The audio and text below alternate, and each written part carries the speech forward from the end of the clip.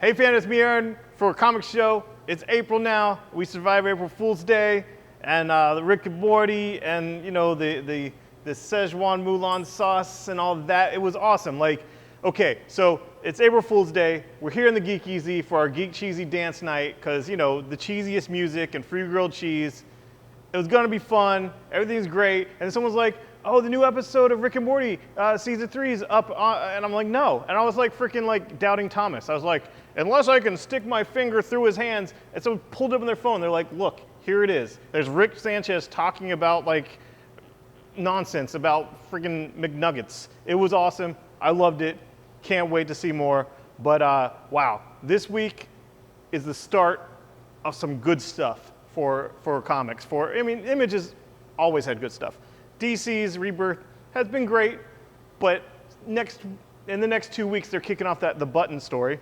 Marvel has their Resurrection, X-Men Gold, and the Inhumans Royals. So without further ado, X-Men Gold #1 by Guggenheim. This is a return to form. It's a return to the X-Men that I knew and loved. They're going back to their roots. I would say it's X-Men Rebirth easily. It's Rebirth.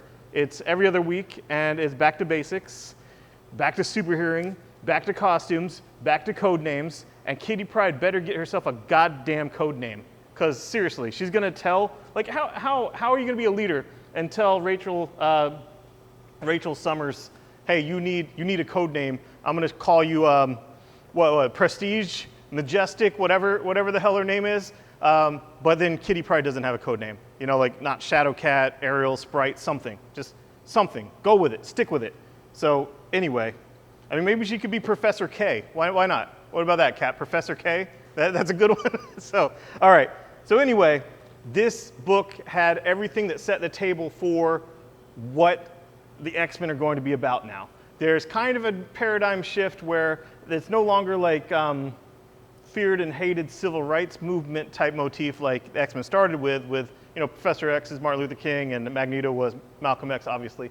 It's more like the mutants are terrorists. They are weapons of mass destruction, humans of mass destruction, and the people that hate them and organizing against them aren't bigots. They're not bigots. They just care about the safety of humans. So that's cool.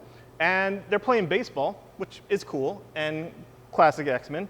And they're fighting actual supervillains, and that's cool. And the lineup is cool, so I'm down. You set the table with this issue. I know it's bi-weekly. Let's start kicking ass. Let's start being the mutants that I loved from my childhood. Let's do it. I'm down. I'm giving you another chance. I'm giving you another chance, Marvel. Make mine mutant, make mine Marvel. Let's go.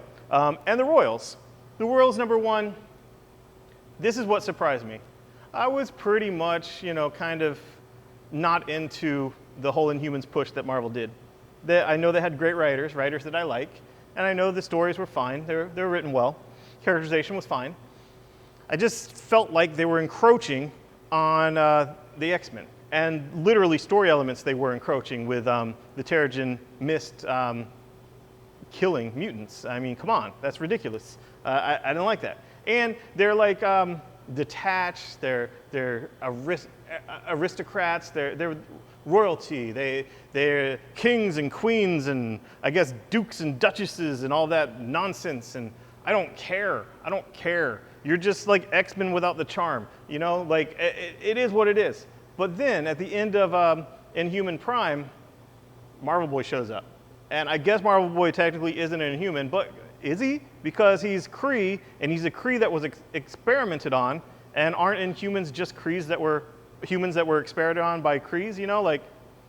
So he's sort of. So he says, "Hey, let's go into space and be awesome." He actually had a Terminator 2 moment, and now they're going to go into space and be awesome. So they're going to go look for more Terrigen, whatever. That's cool. And I'm actually down. I love Marvel Boy. I love Grant Morrison. I love that character, his original story. He recaps his own life, kind of edits it heavily, and makes himself look good, mainly. And maybe they'll learn what love is and show us, the Royals. I like that first issue.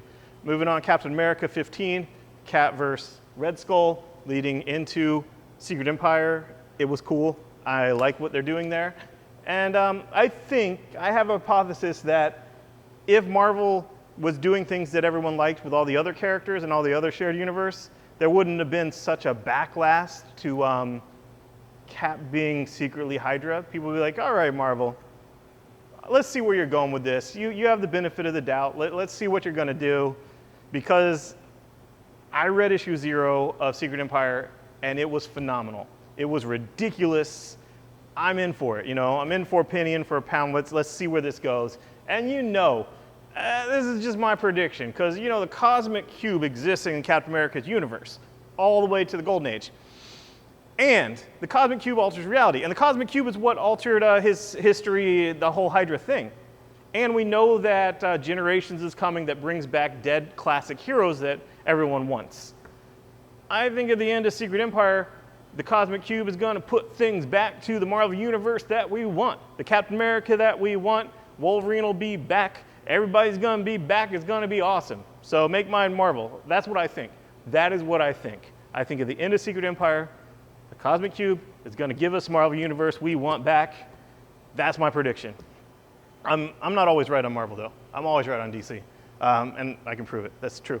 Iron Fist 2, in costume, great fights, ridiculous fights. Like the fights in this issue compared to the fights in the Netflix series, I don't want to say, I don't know what, all right, one is like, after school karate lessons and actual tournaments with the best black belt stuff. I mean, it was insanity. There was a Rat King with rats all over him, and he literally fought with the rats. It was awesome. This stuff was sick. I loved it. Moving on, America #2, #1 sold well. Love to see her punch Hitler. I mean, more comics should have them punch Hitler. Maybe Diversity Comics would sell even better if they just punched Hitler, every issue, just to remind us that, this is what happens if you don't celebrate diversity. Hitler. Do you want Hitler? Do you want Hitler not punched in the face? I mean, come on. Priorities. But anyway, it doesn't get more diverse than America. Miss America Chavez is a Latinx queer hero, and it's written by someone that identifies as queer and Latinx, and it's cool. And it's fun. It has a lot of verve and personality. It has its own flavor, and it is similar to the flavor you got from Hawkeye and Young Avengers and that kind of stuff. So it's something that I've really dug. And then Star Wars 30 is out, the final part with Yoda's Secret War, and Rogue One Adaptation is out. This is Jodie Hauser doing it. She signed here at the store, didn't even tell me about this. Apparently she was working on it since before the movie came out. And since she was working with the original script, it has stuff that was edited out of the movie. Nothing that changes the movie per se, but actual scenes and different things that were edited out for perhaps time or whatever. So there was a couple scenes in this first issue that weren't in the movie, and that's cool. Moving on to DC, I Am Bane finale, Batman vs. Bane for the entire issue of just beating the shit out of each other. And it was awesome. And there's more I could say, but I don't want to spoil it. There was very touching scenes, not Bane and Batman touching, but there was touching scenes with Bruce, and it was awesome. And I'm ready for next issues, The Button, The Watchmen. Who watches The Watchmen? We finally have the answer to that question. Batman and Flash. Duh. Okay. Harley Quinn 17's out, part 1 of a new storyline called Red Meat. But the cool thing is there's a backup in here now by Paul Dini, Harley Loves Joker, and it features Harley in her original costume. It looks animated style, Joker looking animated style. This is what the old school Harley fans want. I liked it. It was a fun little backup, and it's going to continue. It's going to be continuing backup. The Rebirth Aftermath for Superman. It's called Black Dawn Part 1. A storm is coming. Look at those boots. He's got his red boots back. This is cool. And this issue, Batman and Damian show up, and they have apple pie. Yeah, it's cool. Just trust me, it's good. I really liked it. And speaking of Batman and Damian and Superman, and Superboy Jonathan Kent. Volume 2 of Superman Rebirth is out, Family Business, and Trials of the Super Son. Like, it's here, so come get it. It's awesome. Moving on to the independent books, The Walking Dead, 166, No Surrender. OMG, this issue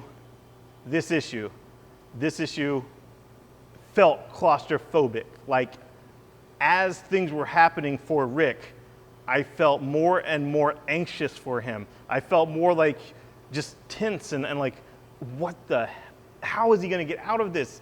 And Andrea, what the hell's going on with that? And it's all going to come to a head next issue based on the cliffhanger of this issue, but things happen in this issue that are pretty insane. So yes, this issue is super important and super creepy. Like stuff happens. Stuff happens.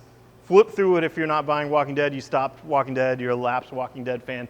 Flip through it and see this crazy stuff, and then check out the next issue and maybe jump back on. Black Cloud, it's a new Image #1. It's the co-writing team of Jason Latour and Ivan Brandon. You know Ivan Brandon from Drifter, Jason Latour from Spider-Gwen, and co-creator of Southern Bastards. And this book was pretty weird, but pretty cool. And the artist, Greg Hinkle, this is familiar, I like this. It's from Airboy, that Airboy series that I really loved with James Robinson. But it's a female that, she looks young, but who knows how old she is. She came from a reality that she decided to come into a story, and maybe we're a story. Maybe our reality is a story. And whether that's true or not, she has drugs or whatnot that can take people from this reality or story into other stories, into other fairy tale lands or other stories where there'd be like, I don't know, anthropomorphic gangsters and stuff like that. So I enjoyed it. I think it's going to be great. The first issue was cool. I like the character. I like the concept. New Image #1. Extremity #2 is out.